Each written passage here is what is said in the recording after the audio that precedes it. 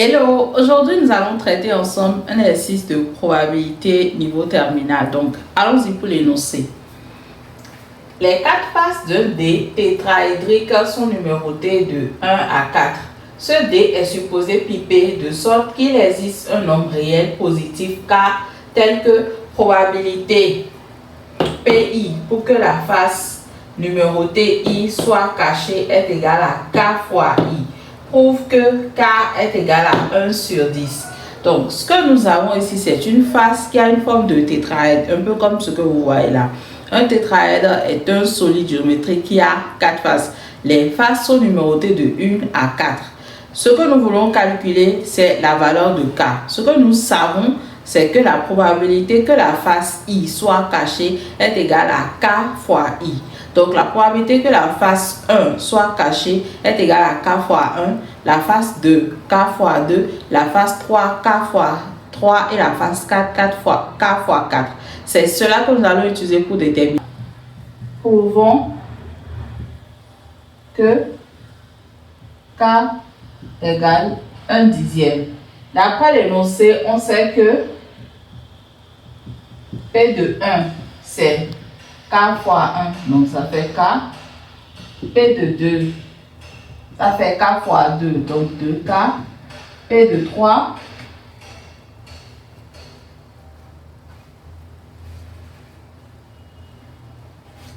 P de 3, ça fait 3K.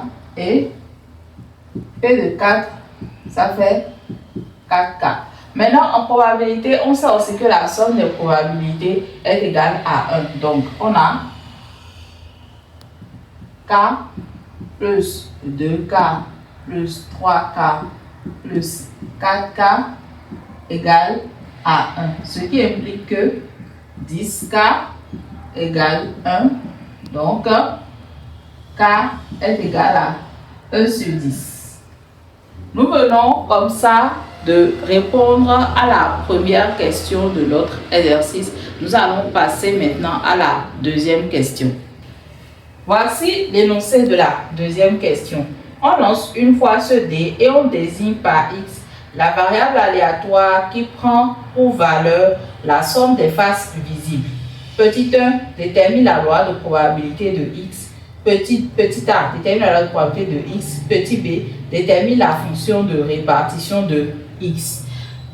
Pour déterminer la loi de probabilité de x, nous devons connaître l'ensemble des valeurs de x et ensuite nous allons déterminer la probabilité de chaque valeur. Donc 2a premièrement, x à grand X, on associe somme des numéros des faces visibles. Donc, notre D a 4 faces. Il y a 1, 2, 3 et 4 faces. Lorsque l'une des faces est cachée, puisque c'est un tétraèdre, les 3 autres faces sont visibles. Donc, par exemple, lorsque la face 1 est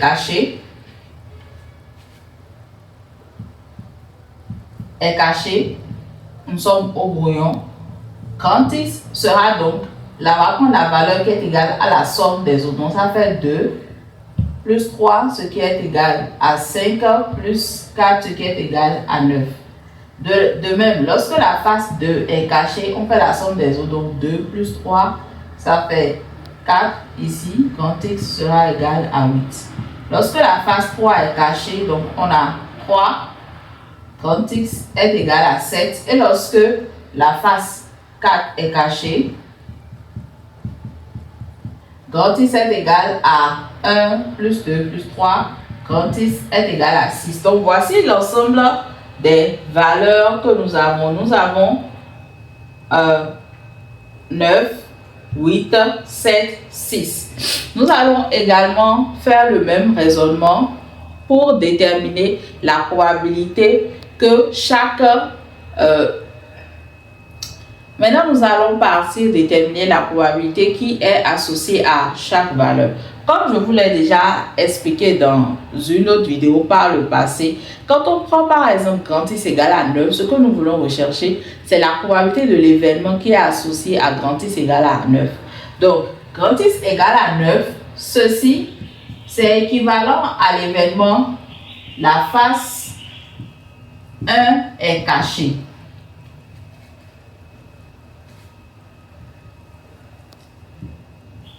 Et la probabilité que la face 1 soit cachée, on la connaît, c'est K fois 1. K étant égal à 1 dixième. Donc, P de grand X égale 9. Ça a fait la probabilité que la face 1 soit cachée. Ça fait 1 dixième. Nous allons faire le même procédé ici. Lorsque grand X est égal à 8, ça veut dire que c'est la face 2 qui est cachée. Donc, la probabilité que grand X est égal à 8 est égale à la probabilité que la face 2 soit cachée. Et lorsque la face 2 soit cachée, P de 2 c'est 2 fois 4. Ça fait 2 fois 10. Donc, ici, P de grand X égale à 8, c'est 2 fois 10. La même chose ici, c'est que la face 3 est cachée. Donc, ça fait P de grand X égale à 7. Ici, c'est que la face 3 est cachée. Pour que la face 3 soit cachée, c'est 3 sur 10.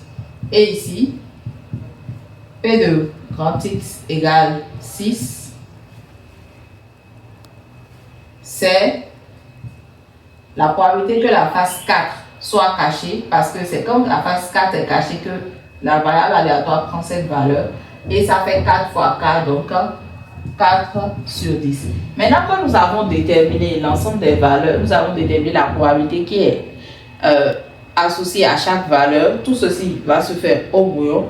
Nous allons écrire la loi de probabilité. La loi de probabilité va donc nous donner ce tableau.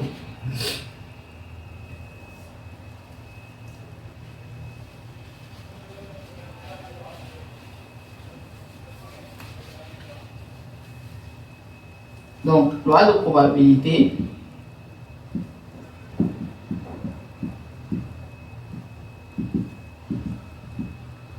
Grand X. Donc, là, nous avons les XI. Et là, nous avons P de grand X égale XI. Donc, les XI, on les écrit toujours dans l'ordre croissant.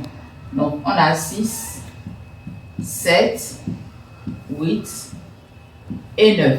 Et la probabilité, l'événement grand X égale à 6, c'est que la face numéro 4 est cachée. Donc ici, on a, ça fait P de 4, ce qui est 4 sur 10 ici, 3 sur 10 ici, 2 sur 10 et ici, 1 sur 10. Et quand vous faites la somme des probabilités de notre variable aléatoire, vous trouvez bien évidemment 1.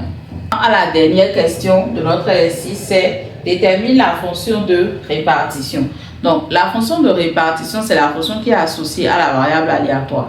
Dès que nous avons déjà trouvé la loi de probabilité, il est très facile d'écrire la fonction de répartition.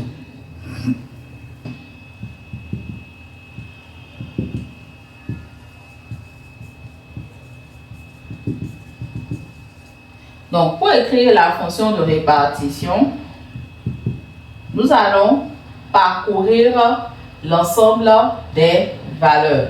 On va commencer par avant la première valeur de x. Donc, ici, ça donne 0 si x est inférieur à 6. Ensuite, nous allons nous arrêter là. X est 6 inférieur ou égal à x. On a 6 inférieur ou égal. Voici les différents intervalles que nous avons. On va écrire d'abord les différents intervalles. On a x inférieur, strictement inférieur à 6. On a 6 inférieur ou égal à x qui est inférieur à 7. 7 inférieur ou égal à x qui est inférieur à 8.